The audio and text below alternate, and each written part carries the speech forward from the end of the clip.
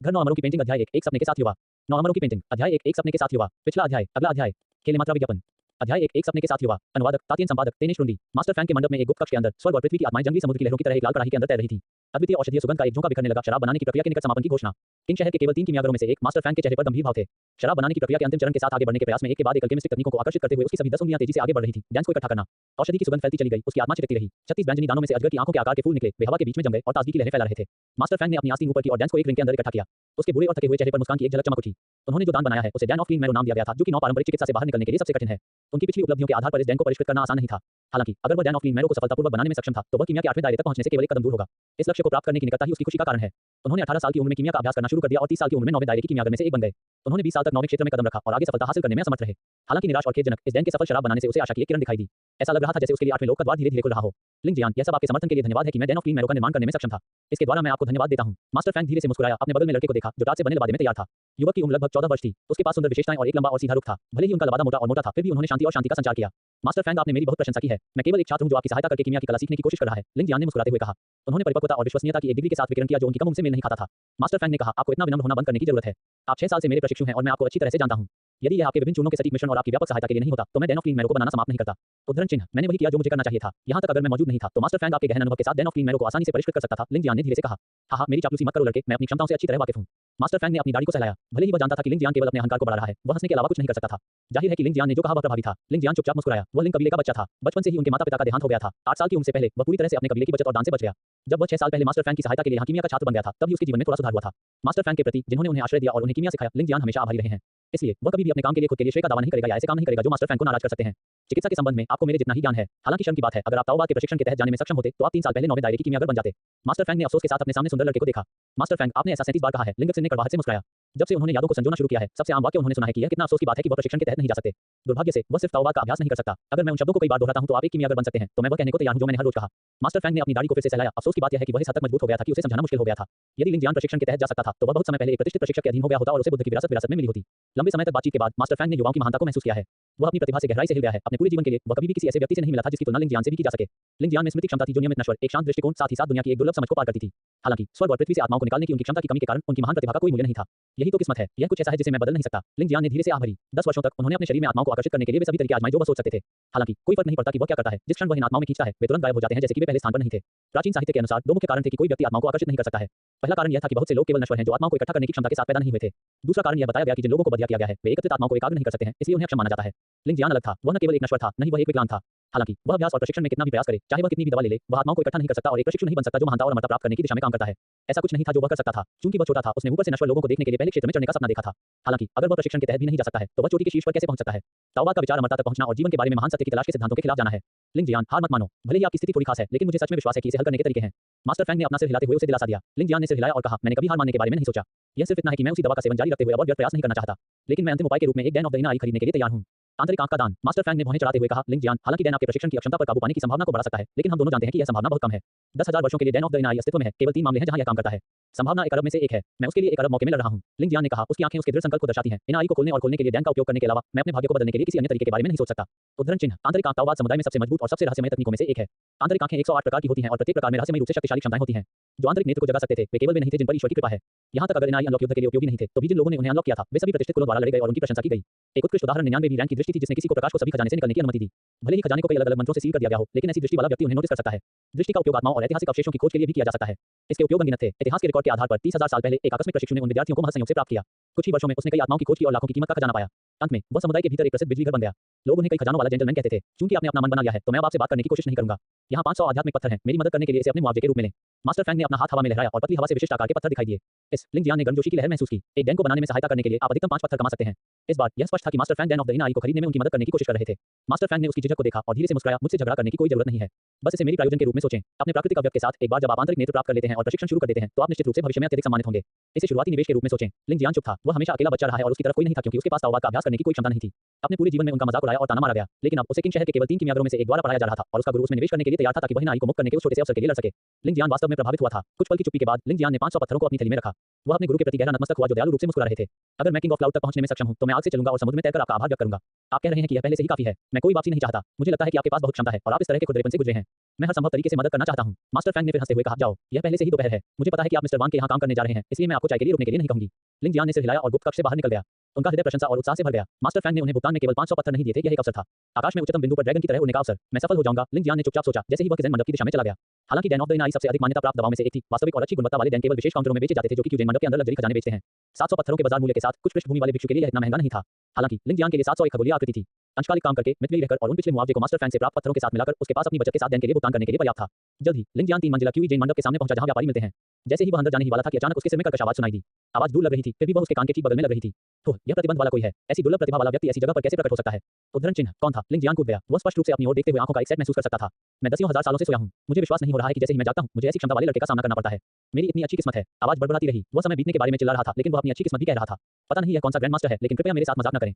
मैं विकलांग पैदा हुआ था, जैसा कि आपने मुझे बताया है। मैं कोई दुर्लभ प्रतिभाशाली व्यक्ति नहीं हूं। लिंग जियान ने ध्यान से कहा। उसकी आवाज घबराहट का संकेत दे रही थी, लेकिन वह बिल्कुल भी घबराया नहीं था।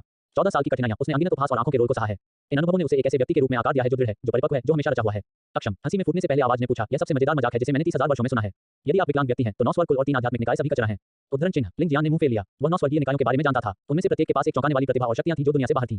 तो कर्कश आवाज का क्या मतलब था? एक विकलांगता के रूप में उसकी क्षमता 9 स्वर्गीय निकायों की तुलना में अधिक मजबूत थी। मुझे पता है कि अब आप मुझ पर विश्वास नहीं करते हैं, लेकिन आप मुझ पर थोड़ा विश्वास करेंगे। आवाज फिर बोली। अगले सेकंड लिंग जियान ने क्यूजेन मंडप से एक पेंटिंग को उड़ते हुए देखा। 9 अलग-अलग रंगों से जगमगाते हुए यह उजाड़ की लहर के साथ उड़ गया। इसने लिंग जियान को निगल लिया और गायब हो गया। ऐसा लग रहा था मानो वे किसी दूसरी दुनिया में चले गए हों। घर 9 अमरों की पेंटिंग अध्याय 2 निषेध और शिक्षता। 9 अमरों की पेंटिंग अध्याय 2 निषेध और शिक्षता। पिछला अध्याय, अगला अध्याय। अध्याय 2 निषेध और शिक्षता। अनुवादक तातियन संपादक तेनेश रुंडी। ताओबा की साधना के समुदाय के भीतर एक प्रकार का व्यक्ति था जिसका रक्त प्राचीन लौकिकता के साथ बहता है। इस प्रकार के व्यक्ति में हमेशा महान प्रतिभा होती है और वह हमेशा आम भीड़ से अलग होता है। इसलिए स्वर्ग ने उनके जन्म के क्षण ही उन पर मोहर लगा दी, जिससे उन्हें जीवन भर ताओबा का अभ्यास करने से रोक दिया गया। लिंग जियान इस प्रकार का व्यक्ति था। उनके शरीर के अंदर श्रेष्ठ प्राणियों द्वारा डाले गए 4 अलग-अलग निषेध मंत्र थे। आकाश को सील करने, पृथ्वी को बंद करने, अमरों को फंसाने और देवताओं को प्रतिबंधित करने के लिए जाना जाता है। 4 प्रकार के मंत्र एक साथ जुड़ गए और ताओबा के एक प्रशिक्षु होने के अपने सपने को एक जंगली भ्रम बना दिया। यह इसे समझाता है, यह सब कुछ समझाता है। ऐसा लग रहा था कि लिंग जियान ने अपनी आत्मा खो दी है। वह हंसा। मैं देवताओं की अवहेलना कैसे कर सकता हूं यदि वे मेरे भाग्य का फैसला करने वाले थे?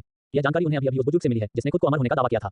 उसने आखिरकार इसका कारण जान लिया कि वह छोटी उम्र से आत्माओं को क्यों इकट्ठा नहीं कर सका, और उसे पता चला कि वह जिस स्थान पर है, वह उस पेंटिंग के अंदर की दुनिया है जिसने उसे घेर लिया था। 9 अमरों की पेंटिंग। यह स्थान आध्यात्मिक ऊर्जा के घने वातावरण के साथ सीमाहीन था। वहां अजीबोगरीब दिखने वाले फूल, पौधे और एक झरना था जो जीवन शक्ति से सराबोर था। यह स्वर्ग था। यदि आज का दिन किसी अन्य दिन की तरह होता, तो वह ऐसे आध्यात्मिक वातावरण में बैठकर प्रशिक्षण लेता। हालांकि अभी ताओबा का अभ्यास करने का उसका सपना चकनाचूर हो गया है। जो बची हुई आशा थी वह निराशा में बदल गई है। किसने कहा कि तुम नहीं कर सकते? बुजुर्ग हवा में जम गया। उसके बाल सफेद थे, उसका रंग यौवन जैसा था और उसका सफेद चोगा हवा में बढ़ रहा था। वह ऐसे खड़ा था जैसे उसका अभी पुनर्जन्म हुआ हो। लिंग जियान ने तेजी से ऊपर देखा। उसकी निगाह रहस्यमयी बुजुर्ग पर टिकी हुई थी। उसने उत्सुकता से पूछा, तुम्हें कोई रास्ता पता है? उद्धरण चिन्ह अगर मेरे पास कोई रास्ता नहीं था, तो मैं आपको 9 अमरों की पेंटिंग में क्यों घसीटता?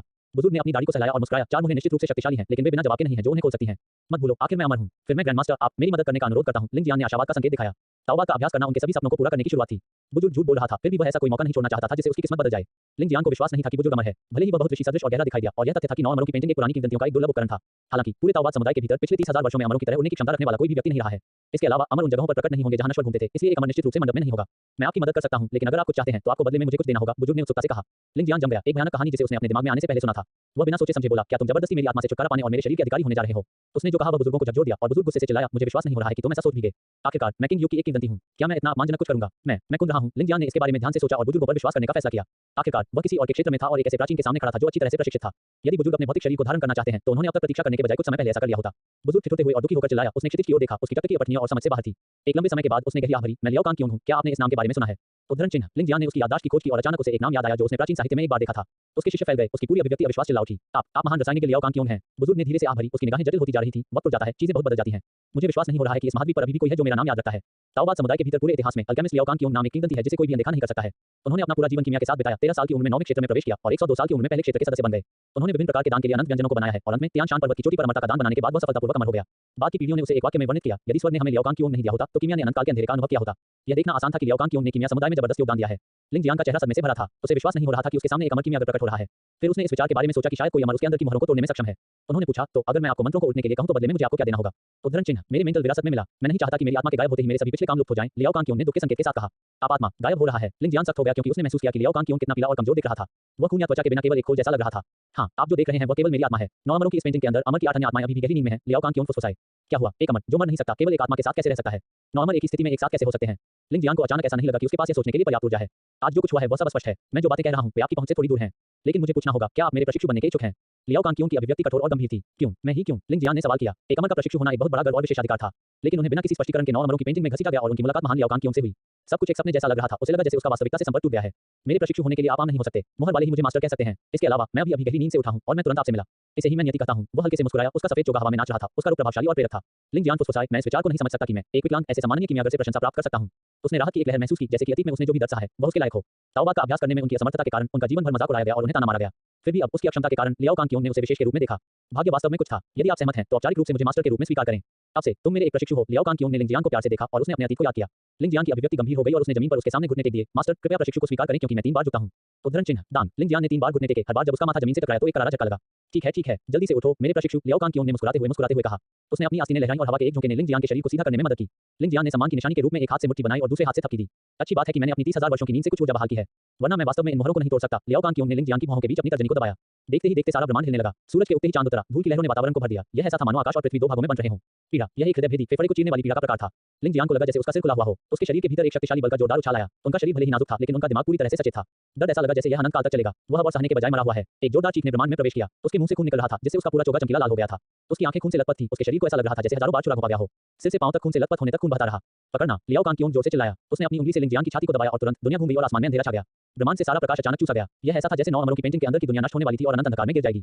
दरार। लिंग जियान के शरीर से कर्कश आवाजों की एक श्रृंखला निकली। उसके ऊपर अंधेरी छाया की एक बड़ी श्रृंखला छा गई। उसके चारों ओर जानलेवा आभा का ज्वार छाया हुआ था। वह परमात्मा को सील से फंसा रहा था। लियाओ कांगक्यूंग ने भौहें चढ़ा दी। उन्होंने पहली मोहर के इस परिसर के होने का अनुमान नहीं लगाया था। हालांकि वह चिंतित नहीं था। जैसे ही उसने अपनी उंगली आकाश की ओर इशारा की, दूसरा हाथ एक रहस्यमय इशारे में बदल गया। वह चिल्लाया, आकाश मोहर रिहाई। आकाश में एक विशाल हथेली दिखाई दी। एक हिंसक वातावरण के साथ जो किसी को भी कांप सकता था, हथेली ने काले बादल के ऊपर बैठे परमात्मा पर प्रहार करना शुरू कर दिया। प्रत्येक प्रहार के साथ तेज प्रकाश का एक वलय दिखाई दिया। काले बादल का शरीर प्रकाश का उत्सर्जन करने लगा। हवा के झोंकों ने एक अदृश्य अवरोध का निर्माण किया, जो बड़ी हथेली से परमात्मा की रक्षा करता है।